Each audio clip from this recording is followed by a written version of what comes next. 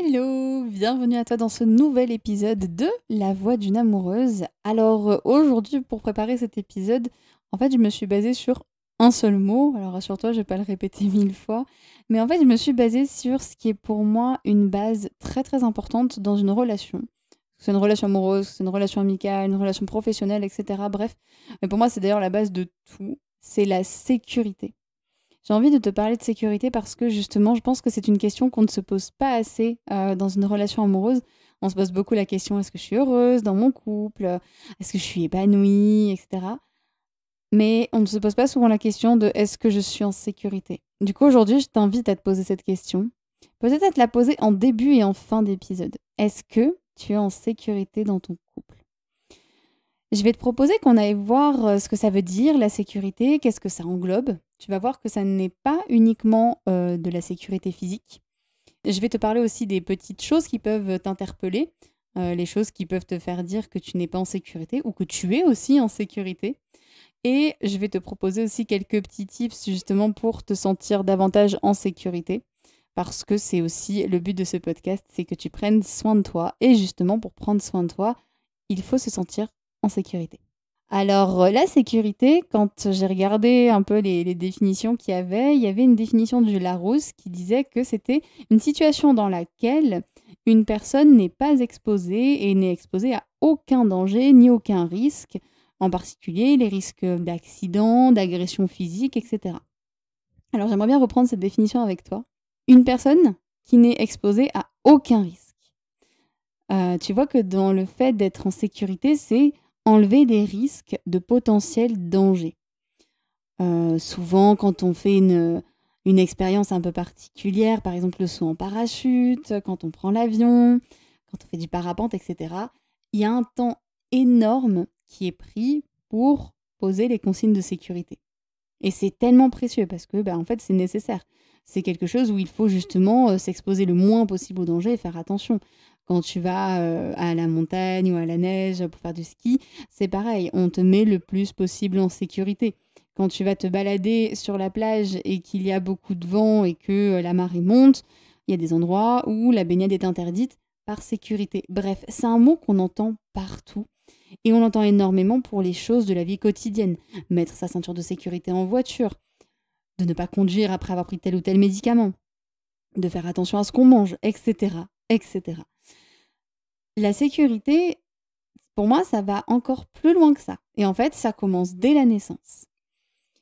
Je me suis intéressée à la sécurité quand j'ai fait ma licence de psychologie et qu'on a parlé de la théorie de l'attachement. Alors, je ne vais pas t'en parler ici spécifiquement aujourd'hui parce qu'il faudrait tout un épisode de podcast pour ça.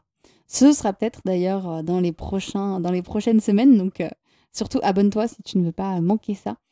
La théorie de l'attachement, c'est absolument passionnant. Ça a été développé par plusieurs psychanalystes. Ça a commencé avec Bowlby, puis ça a été repris aussi par des travaux de Mary Ainsworth. Alors, l'idée, c'était de dire que suivant comment un bébé était élevé, était accueilli dans le monde, il allait développer un attachement plus ou moins sécure. Donc, je vais te la faire très très courte. Évidemment, je prends vraiment des grands détours pour ne pas trop te noyer d'infos. L'idée, c'est de retenir que il y a plusieurs types d'attachement. Il y a l'attachement sécure, l'attachement ambivalent et l'attachement insécure.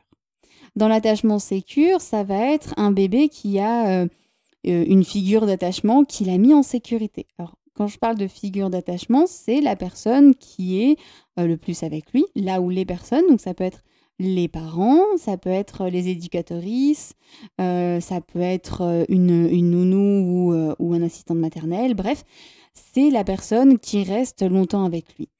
Quand on est dans un attachement sécure, ça veut dire que on se sent bien.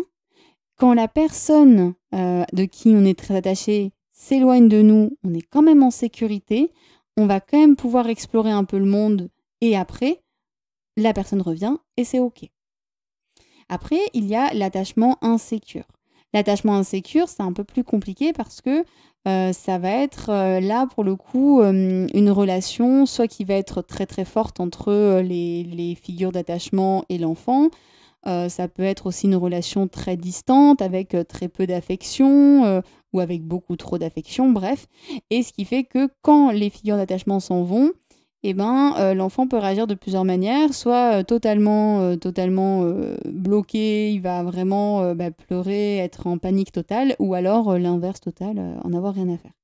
Donc ça, c'est aussi même proche de ce qu'on appelle aussi l'attachement ambivalent.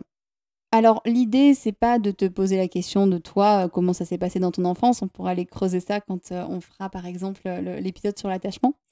Mais ce que je voulais te dire, c'est que du coup, cette histoire d'attachement, ça te pose déjà cette base de sécurité.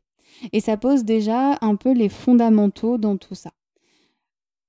Normalement, ce qui se passe, c'est que avec ce que tu as vécu dans ton enfance ou avec ce que tu as pu vivre, l'idée, c'est que tu sois en sécurité, en confiance pour explorer un peu ton environnement par toi-même, tout en sachant que les personnes qui se sont un peu éloignées de toi vont revenir.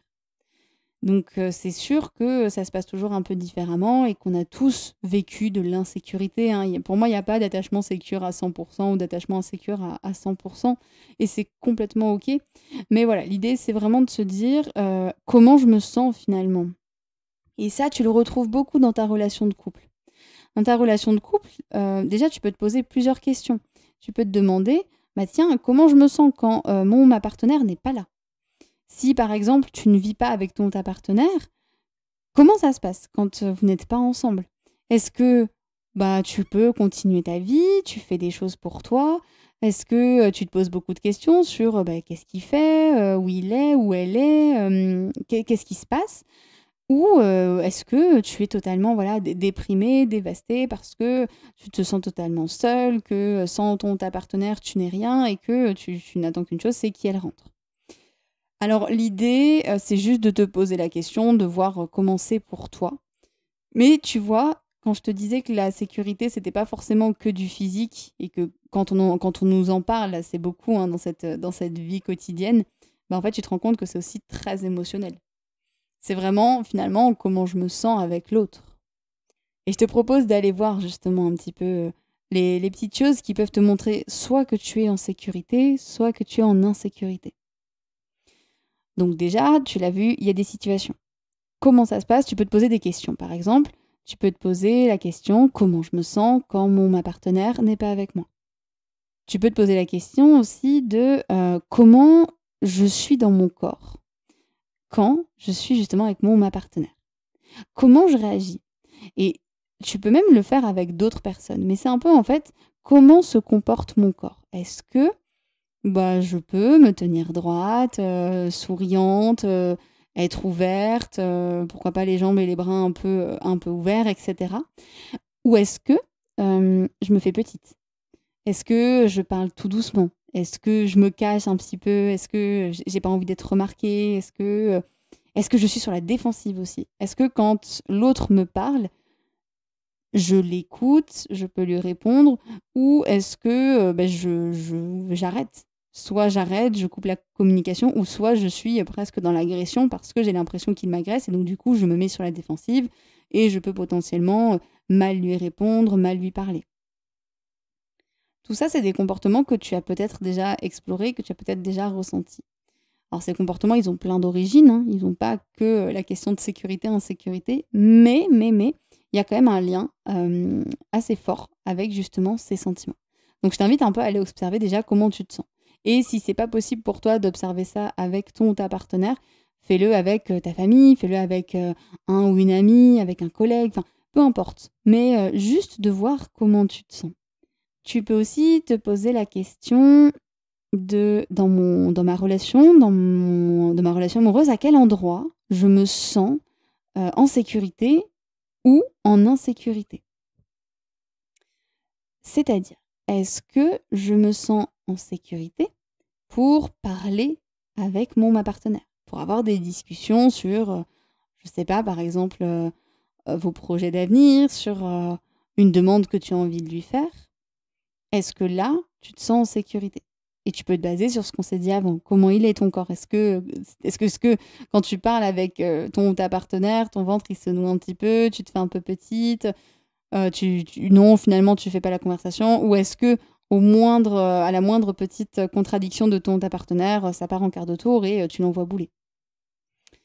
La sécurité, ça peut être aussi, est-ce que tu la trouves dans ta sexualité? Comment tu te sens dans ta sexualité? Est-ce que tu te sens bien? Est-ce que tu te sens en confiance, ouverte au plaisir? Ou est-ce que ça coince? Est-ce que c'est compliqué? Est-ce que tu es mal à l'aise quand ta partenaire te regarde? Est-ce que tu appréhendes aussi? Est-ce qu'il y a de la sécurité à cet endroit-là? Est-ce que quand ta partenaire te fait juste un câlin, tu te sens en sécurité, tu te sens bien? Ou est-ce que ça t'angoisse, ça te met vraiment une pression? Et est-ce qu'il y a des endroits que tu vis dans ton couple où là, tu te dis: «Ah ouais, là, je me sens bien, là, mon couple, il est sécure». Tu vois, moi, par exemple, quand on se balade avec mon partenaire et que des fois, on attrape des fous rires, mais pour des trucs un peu nazes, hein, mais qu'on rigole et qu'on se marre et qu'on s'éclate, je me sens hyper bien et j'ai l'impression que ça renforce la sécurité de mon couple parce que je me dis: «Waouh, on est super complices, il y a de la sécurité, je me sens bien». Et c'est des choses un peu comme ça qui peuvent, être intéressantes à réfléchir. Alors, pour savoir si tu te sens en sécurité ou pas, il y a des petits signes dont, j'ai commencé à te parler, en te parlant donc, de ton corps, de tes réactions. Il y a des signes aussi qui peuvent, te mettre vraiment, la puce à l'oreille. Alors, tu es en sécurité quand tu peux tout dire à ton ou ta partenaire, quand tu sais que tu peux lui parler sans avoir, de stress, sans crainte qu'il y ait une grosse dispute, que tu peux t'exprimer. Ça peut être, par exemple, de lui parler, de tes besoins, par exemple. Moi, j'ai accompagné une femme il n'y a pas très longtemps qui me disait que c'était très difficile pour elle d'exprimer ses besoins parce qu'elle avait peur du rejet. Et on a un petit peu creusé cette histoire de rejet. Et elle m'a dit, mais en fait, ouais, ça me fait peur et du coup, bah, je ne suis pas sécurisée. Et en fait, ça, je te le redirai tout à l'heure parce que j'ai envie vraiment que tu retiennes ça. L'insécurité, c'est la peur. C'est une peur. Quand il y a de la peur, c'est qu'il y a une insécurité. C'est qu'il y a un endroit où tu ne te sens pas en confiance, tu ne te sens pas rassuré. Et c'est pour ça que des fois, c'est très dur d'aller savoir, mais de quoi j'ai besoin? De quoi j'ai besoin dans mon couple, justement, pour me sentir bien, pour me sentir en confiance. Tu te sens en sécurité donc quand tu peux exprimer tes besoins. Et il y a aussi un autre endroit par rapport à la communication. Tu te sens en sécurité quand tu parles à ton partenaire et que parfois tu lui parles mal. Ça, c'est un truc que nous a dit un jour une thérapeute quand j'ai fait une formation en thérapie Imago. Elle nous a dit, mais des fois, on ne se rend pas compte à quel point on parle mal aux gens qu'on aime. Moi, j'étais le genre d'enfant, je reviens à mon enfance, j'étais le genre d'enfant très timide, enfin, plus adolescente même. J'étais une ado super timide, je parlais normalement avec mes amis, mais voilà, j'osais pas trop, j'avais peur d'être rejetée, donc je me mettais un peu dans le mood et puis je laissais un peu faire. Et dans ma famille, c'était différent, j'étais beaucoup plus tendue, il y avait beaucoup plus de relations tendues et bah, des fois j'envoyais des pics à ma mère qui étaient quand même assez poussées.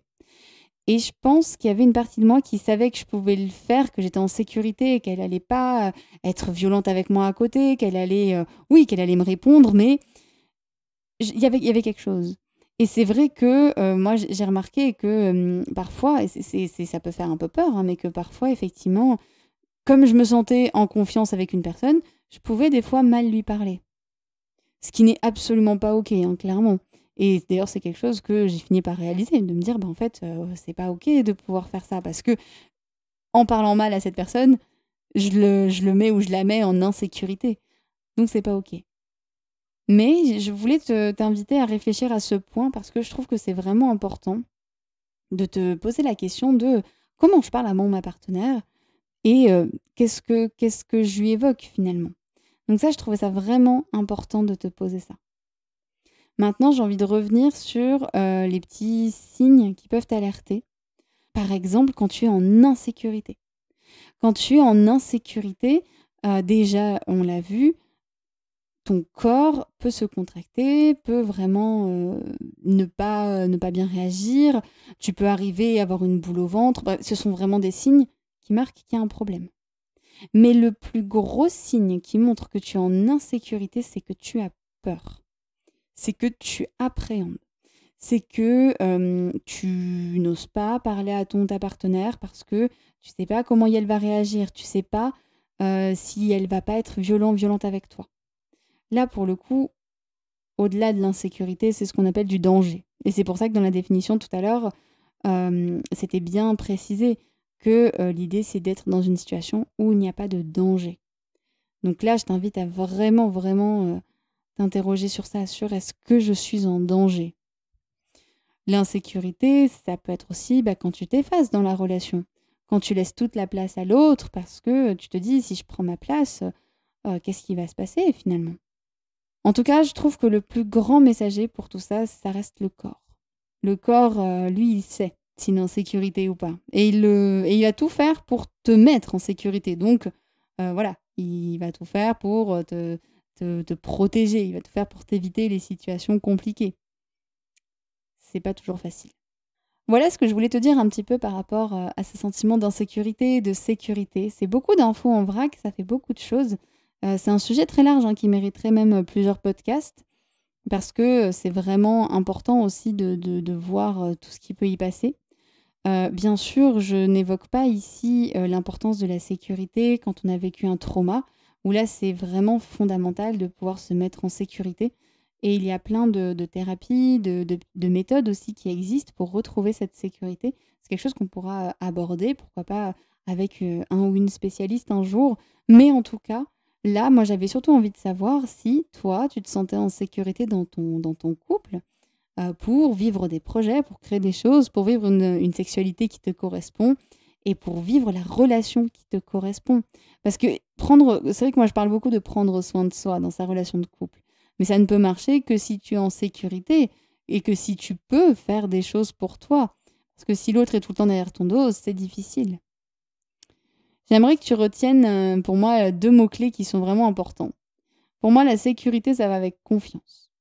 Si tu te sens confiante, c'est qu'il y a plutôt une sécurité qui s'est installée. Même si c'est OK, des fois, d'être un peu dans l'insécurité ou de ne pas avoir toujours confiance, c'est OK, ça peut arriver et c'est juste, vraiment. Et l'insécurité, là, pour le coup, moi, ça me fait penser à la peur. À la peur, au danger aussi, à tout ce qui est un peu risqué. C'est vraiment comme quand tu es dans une voiture. Quand tu es dans une voiture, que tu roules vite, quand tu as attaché ta ceinture, bon, on va dire que ça te tient un peu plus. Si t'as pas attaché ta ceinture, à tout moment, tu peux vraiment percuter le devant de la voiture, le pare-brise, etc. Ça peut être beaucoup plus dangereux. C'est un peu ça, finalement. Et j'ai envie de finir ce podcast en te proposant quelques astuces pour te sécuriser, justement, pour te sentir un peu plus dans ton cocon, dans ta bulle. J'aime bien parler de bulle, parce que moi, par exemple, j'ai besoin de ma bulle. La respiration, c'est une très bonne méthode pour se mettre en sécurité. Parce que, voilà, des fois, avec le stress de la journée, avec les peurs, etc., ça peut être difficile de revenir à ça. Donc, je t'invite à revenir à ta respiration, à respirer profondément. Tu peux faire de la cohérence cardiaque. Il y a beaucoup d'applis qui proposent de la cohérence cardiaque. L'idée, ça va être, par exemple, de respirer le même temps que ton inspire et ton expire. Donc, par exemple, d'inspirer 5 secondes et d'expirer 5 secondes. Ça va réguler ton système nerveux. Il y a beaucoup de choses qui partent du système nerveux, notamment la sécurité. Pour rentrer très très rapidement dans le détail et pour t'expliquer, ton corps, ton système nerveux, il réagit de 2 manières. Il réagit avec le système parasympathique et le système sympathique. Le système sympathique, justement, il va te faire bouger. Donc, si tu es en insécurité, d'un point de vue archaïque, en tout cas, il va te faire fuir ou il va faire tous les mouvements ou tout ce que tu peux faire pour te sentir en sécurité. Et le système parasympathique, justement, il se réveille quand tu es en sécurité. C'est un système qui est là quand tu te détends, quand tu peux te poser, quand tu n'es pas stressé. Tout ça, c'est des choses que tu peux aller voir sur Internet si ça t'intéresse. Tu peux même t'intéresser à la théorie polyvagale, qui est très très intéressante sur tout ce qui touche la sécurité. S'il y a un endroit où tu te sens vraiment pas en sécurité et où c'est difficile, moi je t'invite aussi à te trouver vraiment un endroit ressource. Que ce soit un endroit réel où tu peux te rendre ou un endroit imaginaire, peu importe. Mais je t'invite à visualiser un endroit où tu te sens vraiment bien. Et ça peut faire l'objet d'une méditation ou d'un travail que moi je propose dans mes accompagnements, mais ça va être de vraiment trouver ta ressource. Il y a des personnes comme moi qui se sentent hyper en sécurité au bord de la mer, en entendant le bruit des vagues, en enfonçant les pieds dans le sable, etc. Il y a d'autres personnes, elles vont se sentir en sécurité en revoyant leur maison d'enfance et en ressentant des odeurs familières qui les mettent en confiance. Des personnes qui vont se sentir en sécurité dans la forêt. Bref, je t'invite à chercher ton paysage, à vraiment chercher l'endroit dans lequel tu peux te mettre en sécurité. Parce que la bonne nouvelle, c'est que ce paysage, cette visualisation, tu peux l'avoir tout le temps avec toi. Je peux visualiser ce paysage de mer pour me sentir bien, me détendre et entendre le bruit des vagues sans forcément y aller. Et ça va me détendre. Ça aussi, c'est des principes de visualisation, de méditation qui sont vraiment importants. Donc n'hésite pas à chercher ces endroits. Et puis, je t'invite aussi à te trouver une personne ressource dans ton entourage. Une personne avec qui, justement, tu aies de la confiance. Ta partenaire, ta meilleure amie, une collègue, un collègue, quelqu'un de ta famille, n'importe qui, un ou une thérapeute, n'importe qui, mais quelqu'un avec qui tu te sens bien et avec qui tu peux vraiment t'exprimer sans jugement et juste pour pouvoir, en tout cas, lâcher tout ce dont tu as besoin. Parce que c'est dans un endroit où on se sent en sécurité et en confiance qu'on peut réfléchir à ses besoins. Et c'est ça qui est vraiment intéressant. C'est que c'est comme ça que tu vas pouvoir réfléchir à tes besoins et que tu vas pouvoir te mettre en sécurité. Parce que c'est un cercle vertueux. Si tu réfléchis à ce dont tu as besoin, tu vas réfléchir à comment répondre à ton besoin. Et le fait de répondre à tes besoins, ça va te mettre en sécurité. Et ne rejette pas les émotions qui sont la peur, la colère, parce que souvent elles ont des messages à te dire. Souvent elles ont un petit message en te disant « Coucou, moi je me sens pas en sécurité, tu peux m'aider ?» Il n'y a pas d'émotions négatives, hein. Il y a beaucoup de gens qui disent ça. Moi ça m'agace, comme quand on dit qu'il faut gérer ses émotions. Bah non, les émotions elles sont là. Si elles veulent sortir, elles sortiront dans tous les cas. Donc l'idée c'est plus d'aller voir quel message elles ont à te donner.